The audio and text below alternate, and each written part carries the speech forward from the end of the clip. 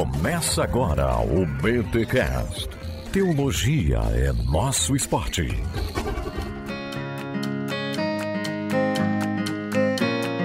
Muito bem. Começa mais um BTcast nesta BT Week e o BTcast de número 479. Eu sou o Rodrigo e hoje vamos receber aqui a Ana e a Jacira para falarmos sobre feminilidade negra, o lugar da mulher dentro do discurso de feminilidade que nós vemos, lemos e ouvimos por aí. Galera, episódio sensacional, valoriza porque a gente acordou bem cedo para gravar esse episódio. Aliás, uma marca dessa BT Week é que estamos gravando alguns episódios bem cedo pela manhã, porque a galera aqui tem que sair, trabalhar, ralar e, obrigado demais. Já agradeço aqui, de novo, aos meus amigos e amigas dessa BT Week que estão ralando pra você ter esse conteúdo aí gratuitamente do seu feed. Lembrando que essa BT Week sobre Bíblia e racismo chega até vocês graças a Thomas Nelson Brasil, essa editora que é amiga e parceira do Bibotalk. Galera, deixa eu dizer pra vocês novamente, Engajamento Cultural de Joshua e da Karen é um livro sensacional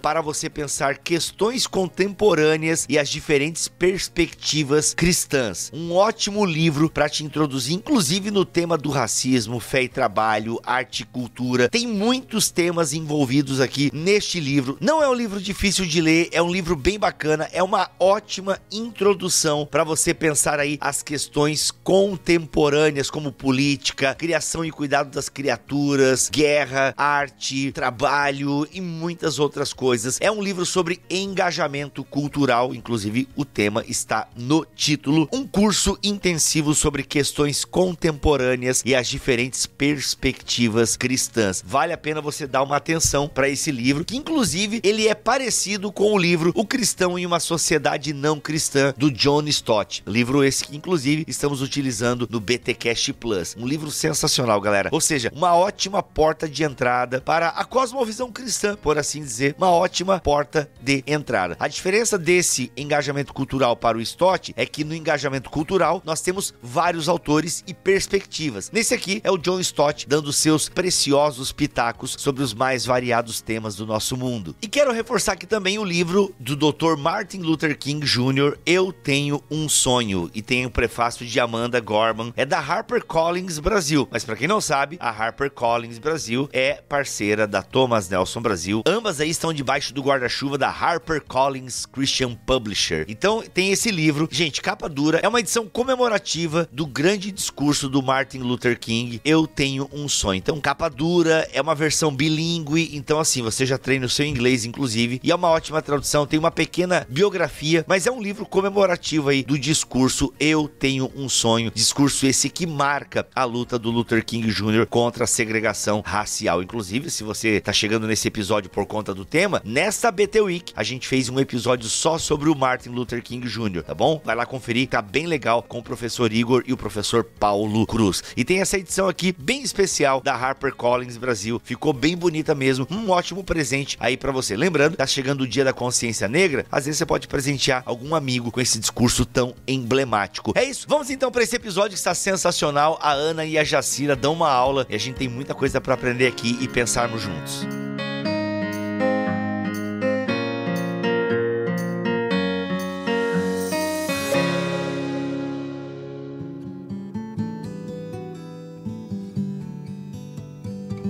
E neste penúltimo episódio da BT Week, Racismo e Bíblia, estou aqui com as duas maravilhosas Jacira Monteiro e Ana Bezerra Felício. Minhas amigas, muito bem-vindas aqui a essa BT Week mais uma vez. Muito obrigada. Hoje vamos falar de um assunto muito importante, estou empolgada já. Olha aí, Jacira, tá empolgada? Tu tem que estar, Jacira, por favor. Eu tô muito empolgada, tô muito empolgada, muito feliz. Acho que vai ser bem legal. Vai ser sim. Gente, a piada aqui do empolgado ou empolgada é porque a gente começou a gravar 7 horas da manhã esse episódio, sendo que pra Ana é 5 horas da manhã lá em New York City. E pra Jacira, temos alguma diferença de fuso horário aqui, Jacira? Não? Não, estamos igual. Não, né? Estamos no mesmo fuso horário. Gente, feminilidade negra, tá? Jacira tem um livro que fala sobre o racismo de forma ampla, que é o Estigma da Cor, da editora Quitanda. E no capítulo 4 ela fala então sobre: existe espaço para a mulher negra na feminilidade bíblica, na feminilidade que nós ouvimos por aí, que nós vemos nas páginas de Instagram e até mesmo mesmo em livros publicados, ou até em palestras e conferências e por aí vai. Meninas, quero entender um pouco isso. Eu não sei nem por onde começar, devido à delicadeza desse assunto. E eu sei que a gente vai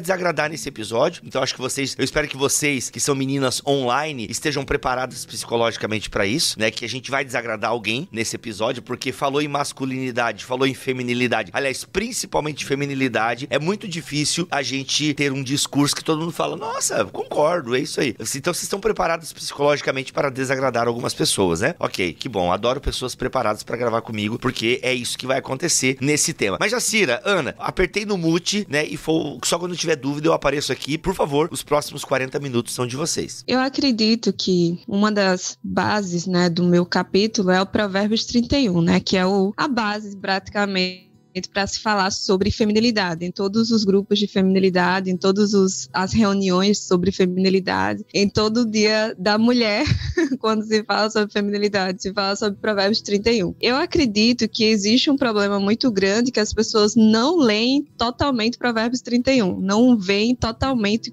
quais são as características, quais são as qualidades da mulher virtuosa, a mulher lá do Provérbios 31. Eu acho que essa é uma das bases, uma das falhas para se excluir pessoas da feminilidade bíblica que a Bíblia não exclui. Eu sigo aí a linha mais reformada, minha teologia é um pouco mais reformada, e eu sempre caio nessa coisa de criação, queda, redenção, né? Então, com relação à feminilidade, eu acredito que a criação tem a ver com a doutrina do imago Dei, de que Deus criou todas as coisas, aquela doutrina que a gente já sabe. A queda, na verdade, seria a feminilidade que eu chamo de feminilidade cultural. Existe uma feminilidade que é muito mais da cultura, que se coloca como bíblica, mas que na verdade ela não é bíblica. E aí ao longo do episódio a gente vai... Ah, tá, não, eu já ia pedir pra tu desenhar o que vocês querem chamar como feminilidade cultural, pra ficar bem claro mesmo, mas se ao longo do episódio vai rolar, vamos lá então, vamos pro terceiro, 3 pontos que você falaste, né? Isso, eu acho que com o tempo fica mais claro, talvez fique mais claro para os nossos ouvintes. Então, a queda seria essa feminilidade cultural e a redenção seria realmente feminilidade bíblica, o que é de fato, o que a Bíblia está dizendo sobre as mulheres. E aí eu trago como referência Provérbios 31. Se a gente falar, então, dessa feminilidade que foi estabelecida por uma certa cultura, ela vai se aplicar somente ao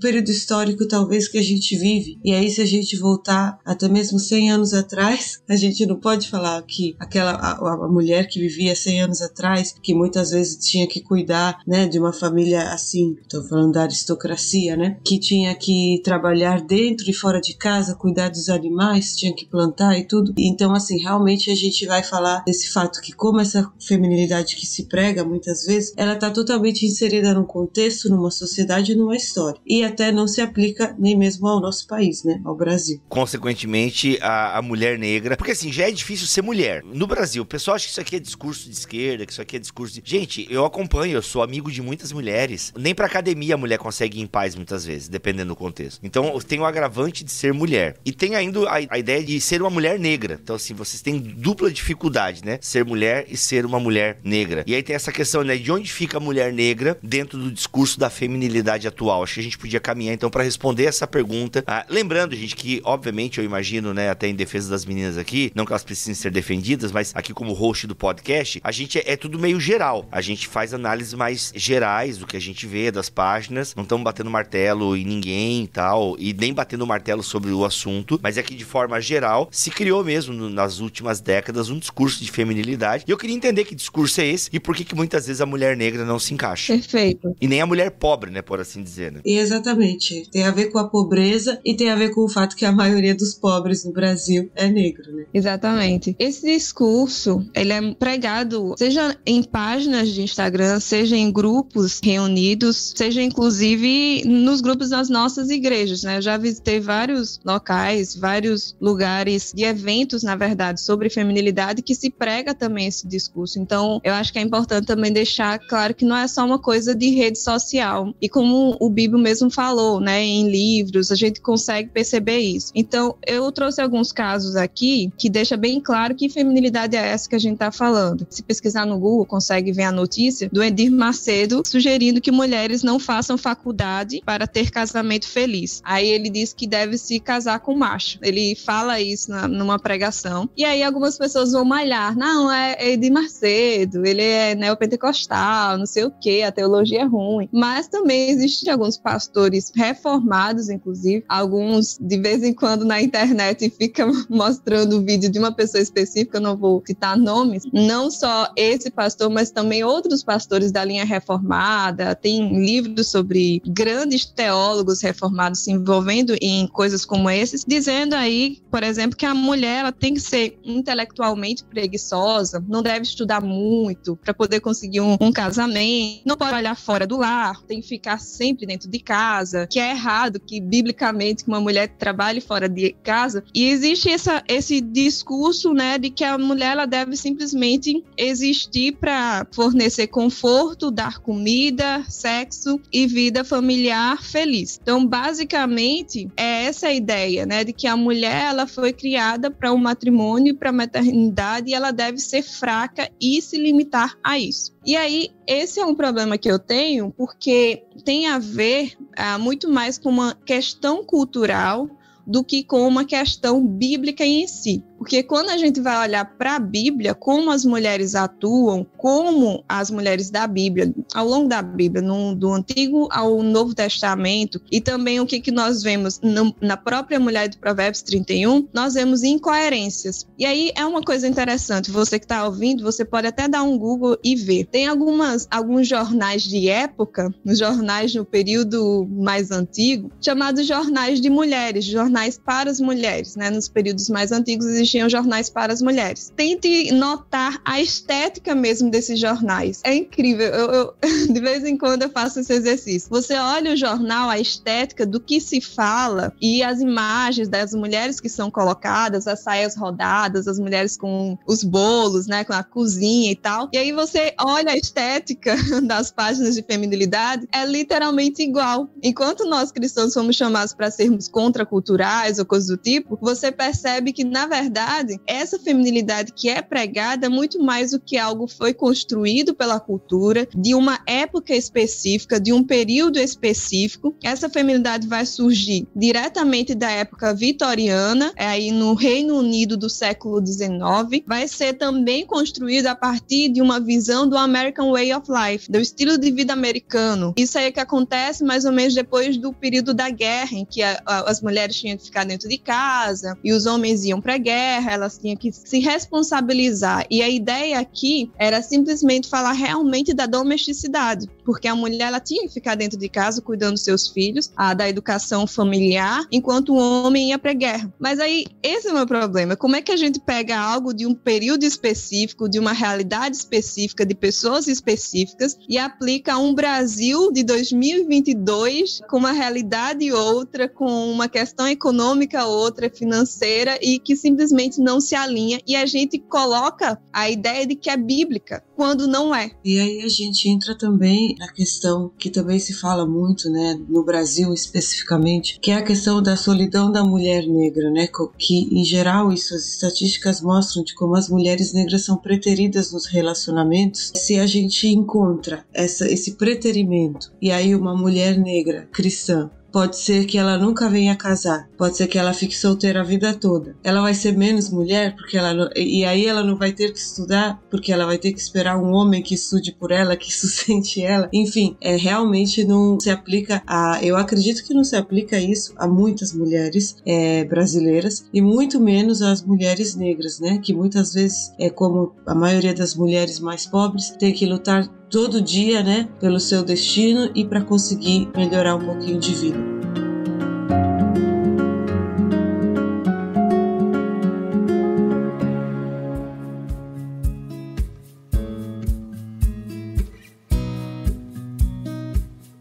Tem uma série de questões econômicas, né, que a gente não tem como fazer uma análise completa aqui, mas, por exemplo, a questão de educação pública, ter onde deixar os filhos e tal, a gente sabe que pesa muito sobre a mulher, e a mulher pobre, né, essa responsabilidade, né? Muitas mulheres, mães solteiras, né, por conta que o marido que era pra estar ali no lar e tá junto, pegando junto, não tá, né, simplesmente some. Então tem uma série de questões, e é por isso que esse modelo de feminilidade da mulher doméstica, assim, eu vou falar agora como homem branco privilegiado aqui, né, e aí vocês me corrigem, por favor. É legal a mulher, se ela quiser ficar em casa, cuidar dos filhos, fazer homeschooling, que seja, cuidar da casa, que é um baita trabalho, né? Cuidar de uma casa é um trabalho homérico. Isso é uma coisa legal? Eu penso que sim, né? Eu falando aqui do privilégio de homem branco, né? Tipo assim, se a mulher deseja isso, se é um combinado, né? O famoso combinado não sai caro, é uma coisa bacana. De fato, você está presente, você fica mais presente com os filhos, você tem mais tempo, enfim,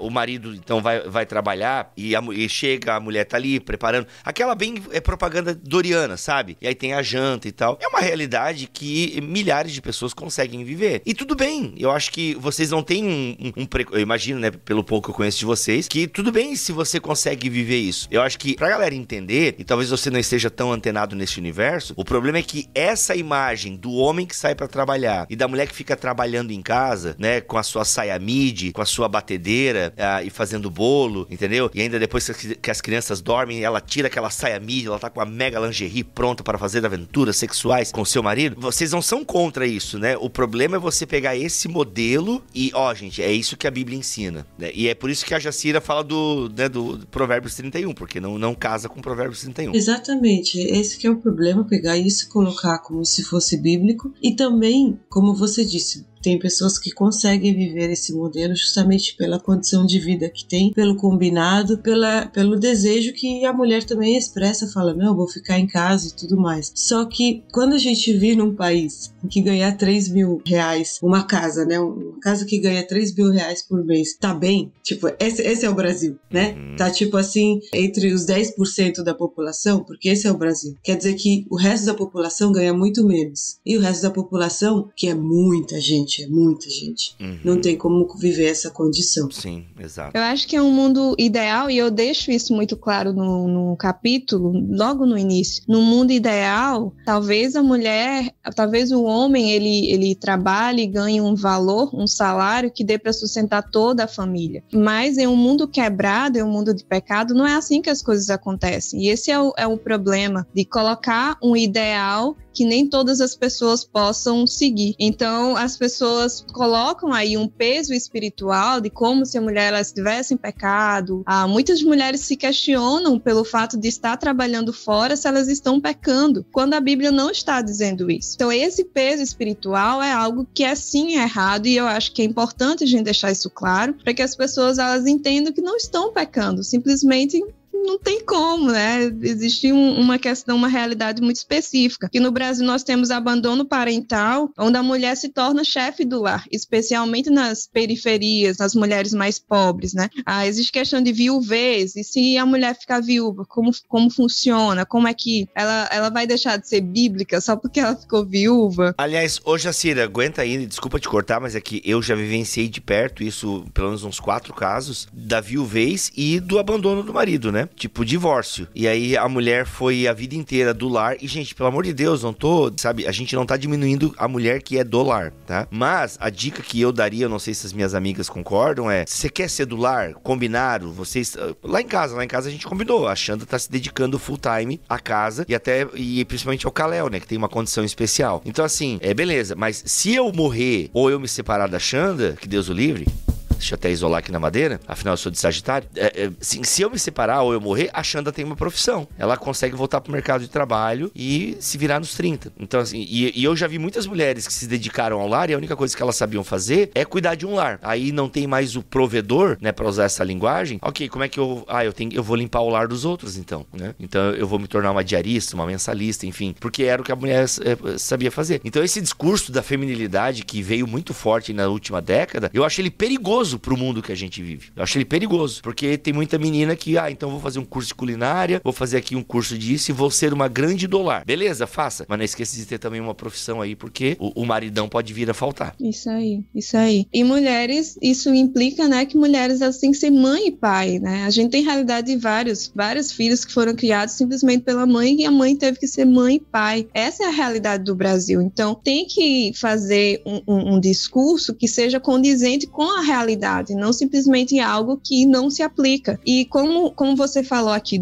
desses casos, realmente dessas mulheres, eu acredito que esse discurso, quando entra na igreja, esconde algumas outras questões teológicas que precisam ser discutidas. Eu acho que tem a ver com primeiro, justificação por meio da domesticidade e casamento. É muito interessante como elas se veem justificadas perante Deus pelo que elas estão fazendo, pelo fato de casarem. Ou seja, se não casar, meu Deus, é o desespero, né? Eu já ouvi amigas dizendo, eu quero muito que Jesus volte, mas que ele volte depois de eu casar. Eu tenho que casar primeiro. Então, existe sim uma certa idolatria do casamento. É interessante eu gosto muito de primeiro fazer definições. O que é feminilidade? Segundo o dicionário de Cambridge, são as características distintivas do ser feminino. Então, quando eu vou num grupo de feminilidade, eu quero que fale sobre Deus, sobre Jesus, sobre as doutrinas do evangelho e aplique a mim enquanto mulher, enquanto uma pessoa que é diferente do homem, enquanto as características que eu tenho enquanto mulher, para servir ao Senhor. Mas nos discursos de feminilidade é simplesmente sobre casamento e domesticidade. E se eu nunca casar? A mulher solteira, onde é que fica nesse discurso? Então, tem muita coisa por trás. Parece que há uma justificação por meio da domesticidade. O próprio Keller, em Deuses Falsos, no livro Deuses Falsos,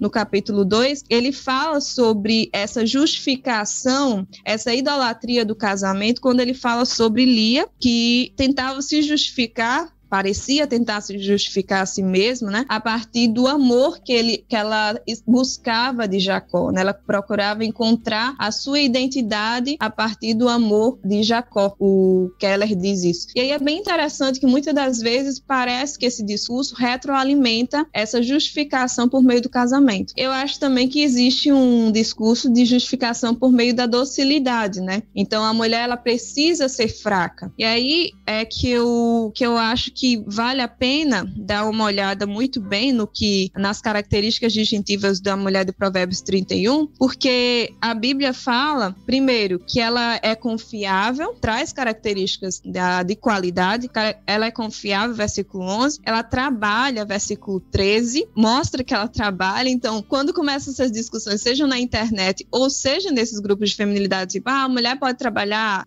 mulher pode trabalhar fora de casa, é muito sem sentido, segundo a realidade que a gente está vendo aqui, e a gente está falando de um período bíblico onde as mulheres de fato eram sustentadas pelos seus maridos, mas mesmo assim ela estava trabalhando, e a gente vê vários relatos bíblicos de muitas mulheres também trabalhando. Ela dá mantimento à sua casa, ela cuida do seu lar, versículo 15 vai deixar isso muito claro, ela compra, versículo 16, ela tem força, versículo 17, ou seja, quando vai falar sobre essa questão da docilidade, de que a mulher precisa ser fraca, não é raro ver textos, pregações das pessoas falando a mulher ela precisa ser fraca. Quando a gente vê, são mulheres fortes na Bíblia. São mulheres, eu não vou usar a expressão empoderada porque é uma expressão politizada, mas são mulheres fortes, são mulheres que vão lá e fazem as coisas que são necessárias. Ela ajuda necessitados, versículo 20, ela tem uma preocupação com as pessoas necessitadas, ela tem uma preocupação com as pessoas que estão em vulnerabilidade. Inclusive, antes de falar das características distintivas da mulher de Provérbios 31, no iniciozinho do capítulo 31, se fala sobre o rei também, e diz que esse rei, ele julga com equidade, ele observa as condições dos pobres, ele não deixa as pessoas que passam necessidade ao léu. O que é interessante, né, para nós enquanto cristãos, as boas obras que nós devemos praticar. Essa mulher, ela vende, versículo 24, ela é sábia e bondosa. Por último,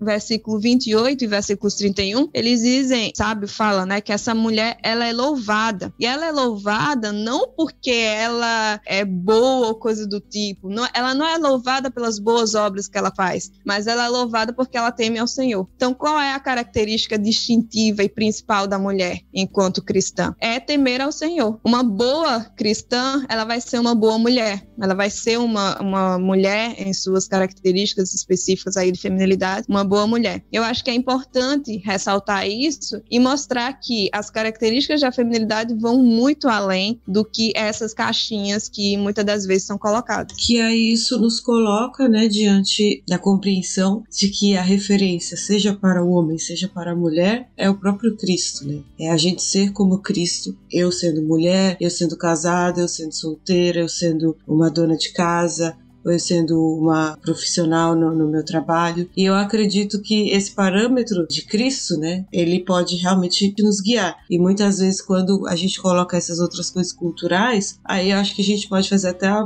prova dos 9. Eu posso me perguntar, mas Jesus seria assim? Jesus, o que ele fez? E aí eu acho que eu posso também ver como eu posso ser como mulher e desenvolver essa mulher que serve, né, que tá lá em Provérbios.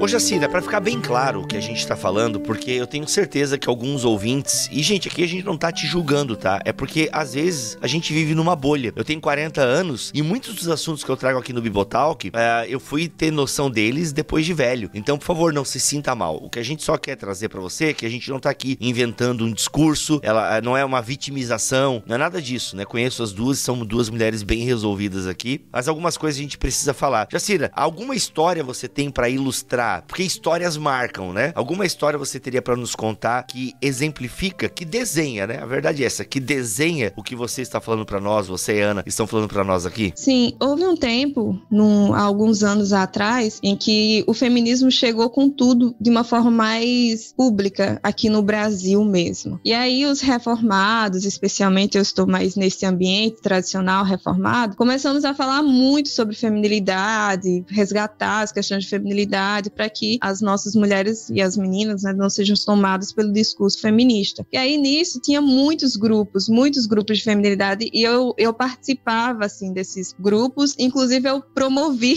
alguns encontros também, fiz grupos sobre essa questão. Na minha igreja a gente teve alguns problemas de algumas meninas que viraram feministas, viraram lésbicas inclusive, saíram da igreja, a gente teve um problemão. Inclusive a primeira participação que eu tive em livros foi um livro da minha igreja. Eu tinha 17 anos quando escrevi sobre essa questão do feminismo e feminilidade, em que eu fiz algumas críticas ao feminismo, porque era algo que realmente estava crescendo muito na nossa igreja e tal. Então, nessa época, estava muito enfervilhado essa questão. E eu participei do encontro em que a palestrante, ela é conhecida no Brasil todo, e no final, quando eu fui conversar com ela, ela disse assim, nossa, não imaginava alguém como você da sua cor, tipo, nesse evento. E era uma palestra no seminário cristão, dos seminários principais aqui do Nordeste. Então, foi algo que me assustou. E foi nessa época, foi nesse momento que ligou um start pra mim, do tipo, puxa, tem alguma coisa errada. Veio um start assim, do tipo, o que tá de errado? Por que ela fez esse comentário? E aí eu comecei a pesquisar um pouco mais e observar a questão da estética, especialmente. Eu olhei ao meu redor, realmente só tinha mulher branca. Eu era a única que destoava e tal. E eu comecei a olhar a estética também das páginas, dos eventos, dos lugares onde eu tinha ido, que eu não tinha parado para perceber. E realmente não tinha pessoas igual a mim. E o discurso eu comecei a observar um pouco mais aprofundadamente. E eu vi também que não fazia muito sentido com a história da mulher negra, quer dizer, as pessoas estavam perguntando se a mulher podia trabalhar, e a mulher negra, ela sempre teve de trabalhar, porque foi trazida como escrava, que sempre teve de trabalhar, se a mulher podia ser forte, e historicamente as mulheres negras, e eu sou do Nordeste, né, as mulheres nordestinas, sou da Paraíba, né, tem uma música aí do Luiz Gonzaga, Paraíba masculina, mulher macho, sim senhor, porque as mulheres, elas faziam absolutamente todas as coisas que os homens faziam, porque eram mulheres do sertão, né, mulheres pobres, que elas tinham de trabalhar porque senão os filhos não iam comer. Então eu comecei a observar os discursos, comecei a observar a estética, comecei a observar as coisas e percebi que de fato fazia sentido. Era errado o que ela falou, né, mas fazia sentido de acordo com como as coisas funcionavam. Foi aí que eu comecei a observar mesmo na Bíblia, o que a Bíblia fala sobre feminilidade e o que ela não fala, o que é cultural, o que foi imputado para a Bíblia como se fosse Bíblia. E nesse sentido, galera, tem o livro da Beth Barr, que a gente até tem podcast aqui, Construção da Feminilidade Bíblica, acho que esse é o nome, da Thomas Nelson Brasil, sensacional. Então, traz muito esses pontos históricos que a Jacira e a Ana colocaram aqui. E tem também uma entrevista maravilhosa que nós fizemos com a Christine Dumais, que tá o Vitor Fontana, a Bruna Santini e o Léo, entrevistando a autora do livro Jesus e John Wayne, também lançado aqui pela Thomas Nelson Brasil. O link para essa entrevista tá aqui também na descrição deste BTcast. Tanto o podcast sobre o livro da Beth Barr, como a entrevista com a Christine Dumais, você encontra aqui na descrição deste podcast, dessa BT Week em bibotalk.com. Ana, pra gente finalizar aqui, gente, só pra vocês saberem, é que eu queria falar muito mais com as meninas aqui, mas é que elas têm compromisso às 8 horas da manhã e eu quero aproveitar então, Ana, em 5 minutos, uma história que pra ti representa um pouco e coroa isso tudo que a gente tá falando. Perfeito. Então, tem uma história maravilhosa que se eu não soubesse que é real, eu diria, isso daí é filme, isso daí é ficção, né? Que é a história de vida da Sojourner Truth, essa mulher negra cristã do estado de Nova York, inclusive onde eu estou agora. Ela nasce, né, em 1797, nasce já escravizada porque seus pais eram escravos. Ela, diferente dos irmãos dela, que a mãe dela teve 10 filhos, teve, entre aspas, o privilégio de crescer com a mãe dela, porque os irmãos dela eram vendidos. Então ela e um irmãozinho ficaram com a mãe até a mãe morrer. Ela conta, por que eu tô falando da mãe dela? Porque ela, na biografia dela, ela conta de como foi a mãe dela que ensinou ela a orar a Deus, né? Então a mãe dela só falava holandês, porque o primeiro senhor de escravos deles e o único senhor de escravos da mãe era um holandês. Então a mãe dela não falava inglês, porque vivia só lá na casa, e ela fala assim, então a minha mãe me ensinava, falava assim, olha, quando você for espancada, olha o que uma mãe ensina para uma filha, né? Quando você for espancada, ora para Deus, porque é somente Ele que nos ajuda a suportar isso e tudo. E aí ela fala que ela lembra da mãe dela orando alguns salmos de lamento, falando, Deus, até quando? E, enfim, e aí ela tem esses diálogos que ela tinha com a mãe dela, mas mãe, onde está Deus? Aí ela fala, Deus está no céu, olha para o céu e ora. E toda essa formação, né, que a mãe dela tão simples deu para ela, porque a mãe dela também não sabia, né, grandes teologias e tudo, foi aquilo que levou e caracterizou depois toda a vida da Sojourner Truth, porque depois ela foi vendida para sucessivos senhores de escravos, e ela conta de como foi difícil, porque ela só falava holandês com 9 anos, e aí ela foi para um senhor de escravos que falava inglês, que maltratava ela, porque ela fala assim, ele me entendia, mas eu não entendia ele. E aí quando ele dava uma ordem, ela entendia errado, ela era espancada, até ela aprender inglês, né? E aí, quando ela tinha mais ou menos 30 anos, o estado de Nova York abole a escravidão mesmo, né? Que no norte a escravidão foi abolida bem antes que no sul. E ela se torna uma mulher livre, e aí ela começa a trabalhar em casa de família, limpar a casa, ela começa a frequentar uma igreja, e nisso ela escreve o livro dela, e ela também começa a ser uma pregadora ambulante. E ela também é uma abolicionista. Ela é, como a escravidão ainda não era abolida em todos os Estados Unidos, ela é uma ativista a favor da abolição, e uma mulher extremamente forte, que tem todas essas memórias, esses relatos, né? Por isso que a gente sabe tanto da vida dela, que ela chegou a sobreviver, né? Enquanto tantos morreram, ela viveu para ser liberta, e aí contar tudo isso, e como ela sempre faz referência a Deus em tudo que ela coloca nos discursos dela, e também sobre ser mulher, porque era diferente ser um escravo homem e uma escrava mulher, que era muitas vezes abusada, que não podia viver a sua maternidade. A própria Sojourner Truth teve 5 filhos, e não teve como crescer esses filhos, então ela nem sabia onde eles estavam. Então todos esses sofrimentos de uma mulher que não consegue viver a sua maternidade, ama seus filhos, uma mulher que, como a Jacira disse, tem que trabalhar desde sempre, não é essa questão. E nesse período, como é final de 1700, 1800, e estava também nascendo os discursos feministas da primeira onda nos Estados Unidos, ela chega com isso, ela fala assim, vocês falam que o homem tem que tratar a mulher com delicadeza. Eu não sou tratada com delicadeza, eu nunca fui tratada com delicadeza, não sou eu uma mulher. É um discurso muito forte dela, que ficou muito famoso, inclusive, que ela faz várias vezes essa pergunta. Eu não sou uma mulher, eu sempre tive que trabalhar. E eu continuo, e eu sou uma mulher, ela fica perguntando isso. E eu quero só terminar, eu vou ler para vocês verem só o quanto Deus era muito importante na vida dessa mulher e como vocês podem encontrar livros que tem a biografia dela, tem um em português, porque é muito lindo. E aí tem um relato, né, em que outro abolicionista estava falando, que era o Frederick Douglass, que no caso ele já foi um ex-escravizado que se libertou sozinho, ele brigou até o sangue com o próprio Senhor e foi embora, fugiu. Então, outra história, mas na mesma época ele depois se tornou um ativista do abolicionismo e tudo, e essas pessoas, elas estavam todas num contexto cristão, porque todo mundo foi formado como cristão. E aí ela estava assistindo a um discurso de Frederick Douglass, e ele estava falando, e ela conta que ele estava falando cheio de raiva, dizendo que não havia nenhuma esperança pelos negros, que os negros não podiam esperar nada dos brancos, que eles tinham que lutar pelas próprias mãos e tudo mais. E ela fala que ele estava cheio de ira e tudo mais. E aí ela, sentada, né, na plateia, na primeira fileira, ela fala assim: Frederick, por acaso o seu Deus está morto? Porque ela vê que o Frederick, no discurso dela, tá tirando a esperança de Deus e tá colocando a esperança assim numa força, numa luta, e assim, né, e eu só coloquei assim esse contexto, não dizendo que um tá certo, o outro tá errado, mas dizendo como Deus permeia todo o discurso e a ética abolicionistas desses ex-escravizados. Aí um lê de um jeito, o outro lê de outro jeito, como o evangelho e a relação deles com Deus foi tão importante para eles se entenderem como pessoas livres, né? E também para Cisjorder ela entender a dignidade dela como mulher, porque ninguém dava essa dignidade para ela. E ela encontrava isso, realmente ela fala muito de Deus em relação a esse ser mulher dela.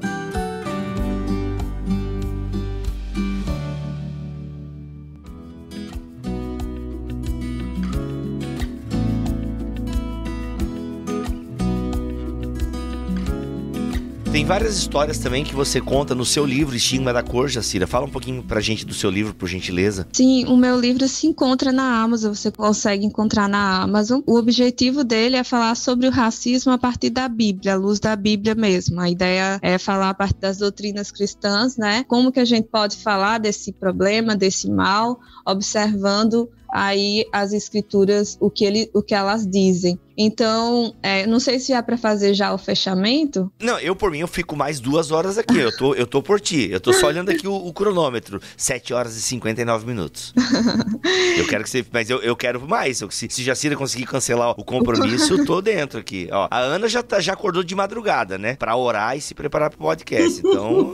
E depois tem que sair pra estudar e trabalhar, né, Ana? Que é a vida. Então, no livro, eu pego um pouco da pesquisa que eu fiz, né? Da contabilidade no período da escravidão. Sou contadora, né, e eu fiz uma pesquisa sobre a contabilidade no período da escravidão, sobre como os senhores escravos contabilizavam seus escravos, porque eles eram tratados como mercadoria mesmo, civilmente. Sim. Então, essa instrumentalização, e observando isso à luz da Bíblia, né, John Stott até falou no seu livro Cristão numa Sociedade Não Cristã, ele fala que os cristãos que lutaram contra a escravidão, eles tinham que mostrar que, de maneira nenhuma, os negros, eles não eram um objeto, mas sim que eles eram criados à imagem e semelhança de Deus, que eles eram seres humanos, tinha começado ali. Então, trazendo as doutrinas cristãs com os fatos históricos, né, de como as coisas aconteceram. Então, você consegue adquirir o meu livro aí pela Amazon. Mas para só fazer um fechamento sobre esse assunto, eu acho muito legal o texto do Saião, que ele intitulou assim: Não existe mulher virtuosa. Eu acho esse texto muito bom. E aí ele vai explicar por que ele diz isso, né? Que a palavra no hebraico não se traduz melhor por virtuosa, e sim por guerreira. E aí ele vai explicando que as características distintivas dessa mulher, nós vemos que é uma mulher plena, né? Eu acho legal que ele coloca, é uma mulher plena. Então eu recomendo esse texto, eu acho que faz muito sentido. E de novo, irmãs, a gente não tá colocando nenhuma opressão. Se você é uma mulher do lar, a gente não acha isso ruim, não estamos falando contra você, só estamos mostrando que o que nós vemos na Bíblia, seja pelas mulheres, desde o Antigo Testamento, Ruth, seja a Rebeca sendo pastora, seja a Maria Madalena lá estudando com Cristo, seja as mulheres que estavam lá aos pés de Jesus estudando, né? Porque Jesus era um rabino, era um mestre, né? Enfim, seja o que a gente vê em todas as escrituras, não tem essa caixinha que muitas das vezes limita às vezes as mulheres. Então, nosso recado aqui é mais do tipo, não limitem as mulheres e não coloca palavras que Deus não coloca na Bíblia, para colocar aí uma opressão espiritual, mais ou menos, né, do que a gente vê. E eu gostaria de concluir dizendo que o papel da esposa é algo específico, e isso é diferente do papel da mulher, que é algo amplo. Opa! Olha aí. Pô, tu solta essa agora no final, Jacira. Tendo que sair do episódio. Embora. Ana, a Jacira vai... Você deixa as pessoas com os nós aqui na cabeça. Exato. É pra me chamar de novo depois. Pronto, tá marcado. Não, tá marcado. Então eu acredito que a feminilidade bíblica matrimonial é diferente da feminilidade bíblica, que é algo um pouco mais amplo. Muito bom, ó. Vai ter que voltar pra gente esclarecer um pouquinho melhor isso, mas eu entendi e acho que quem prestou atenção fica claro. E se você prestar atenção na própria Bíblia, eu acho que você consegue discernir isso também. Ana, muito obrigado pela tua presença aqui, a sua palavra final. Por favor, não deixa a coisa quicando aí na nossa cabeça aí. A Jacira já fez isso. Muito obrigada pela participação. De verdade, eu gosto muito de falar desse assunto. E só como eu tava falando da Sojourner e a Jacira falou que os escravos eram contabilizados como mercadoria, só vou terminar falando isso. Ela foi vendida com 9 anos, junto com 300 ovelhas para outro senhor. Nossa. Gente, essa BTU que tá chegando ao fim, esse é o penúltimo episódio, mas amanhã a galera volta, Ana, Jacira, Léo e Igor, para falarmos aí sobre racismos e o racismo brasileiro, enfim, tem mais um episódio muito importante para pensarmos esse tema. Os links dos livros que falamos aqui estão na descrição deste podcast. Obrigado, Jacira, obrigado, Ana, e até amanhã, e a gente continua e termina esse tema e essa BTU tão especial.